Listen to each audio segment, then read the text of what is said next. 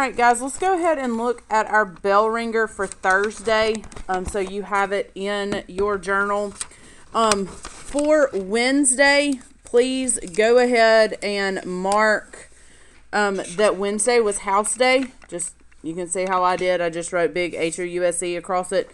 There will be no questions from Wednesday on your bell ringer quiz. Okay? So let's look at number 1. It says a department store sells 3 different brands of televisions. Okay? The store has brand A. So the moment that I hear 3, I'm going to find 3 colors, right? Okay? The store has 9 brand A televisions, 15 brand B televisions, and 20 brand C televisions. Now, the question says the ratio 1 to 6 represents what? So let's look at it. The ratio of brand A to brand B. So brand A would be 9 to what? 9 to 15. Well, if I simplify that, that's going to be, I'm going to divide by 3, right? And so that would give me a ratio of 3 to, it would be 3 to 5. Correct.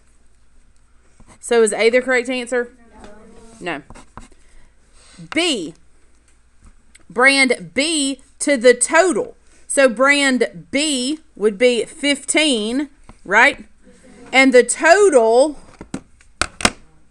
Miss Barnes's brain's not working. It would be 29 plus 15. Oh, well, hold on.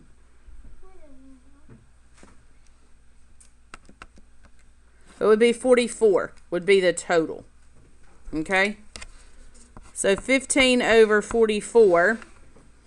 Even if I reduce that, 15 can't go into 44, so I know that that can't be 1 to 6, correct? So it's not B.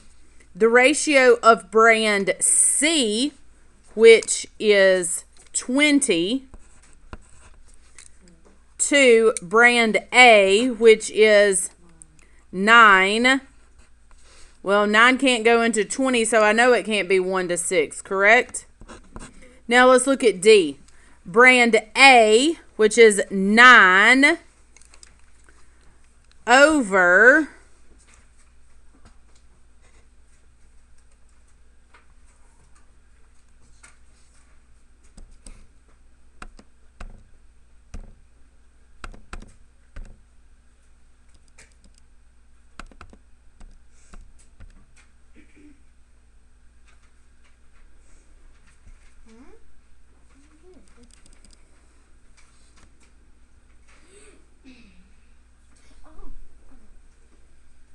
There's no way. No, it's not.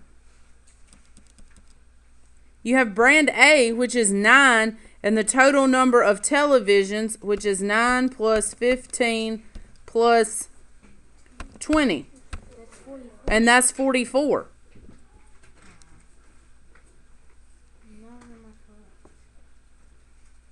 None of these are correct. I didn't do it in my earlier class. My homeroom is the way I figured out y'all were not ready for this test.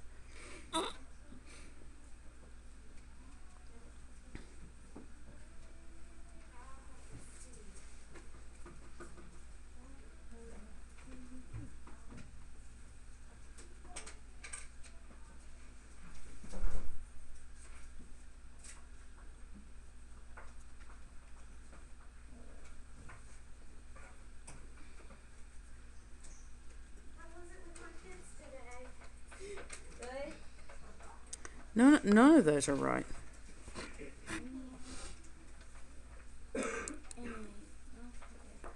1 to 6. We can do 1 to 4. I mean, even if you did, I mean, but that's...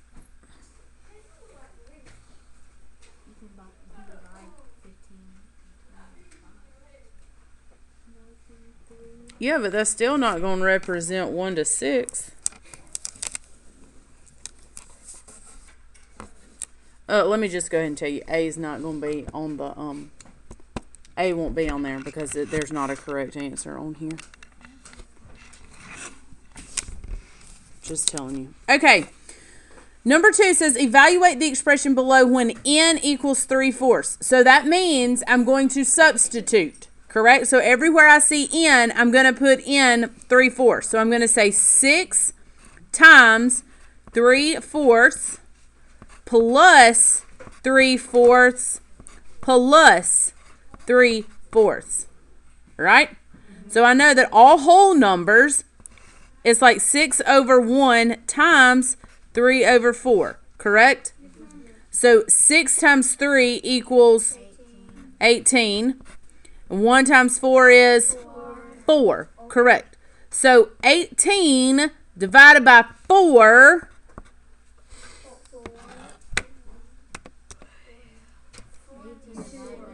let's just leave it like that. Let's just leave it 18 over 4 for all intents and purposes. Okay, so right here, I'm going to say 18 over 4 plus 3/4 plus 3/4. So I know when I add, I keep the denominator of 4. And 18 plus 3 is 21. And 21 plus 3 is 24. And 24 divided by 4 is... Had a sneaky feeling because that was a 4 as a denominator, there was an easier answer. All right, so let's look at number 3. I'm going to keep, change, flip. So 2/3 times 3 over 1 equals 2 times 3 is 6. 3 times 1 is 3. 6 divided by 3 is 2. For this one, I have to make it an improper fraction. So 7 times 2 is 14. Plus 1 is, so I have 15 over 2 times 3. 4 times 3 is 12. 12 plus 3 is... And then I multiply across. 15 times 15 is 225. 2 times 4 is 8. And 225 divided by 8 is 28 and 1/2.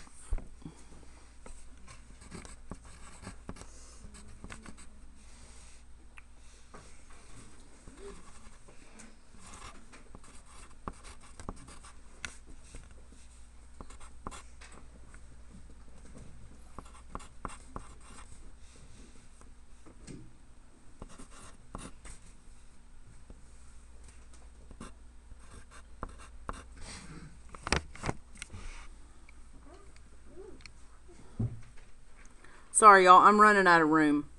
So I just wrote the answers. So for this one, you would say 5 times 1 is 5 plus 1 is 6.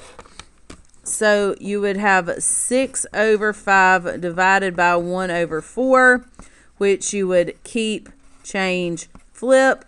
So you would have 6 over 5 times 4 over 1. And 6 times 4 is 24 over 5, and then when you divide it out, you would get 4 4/5.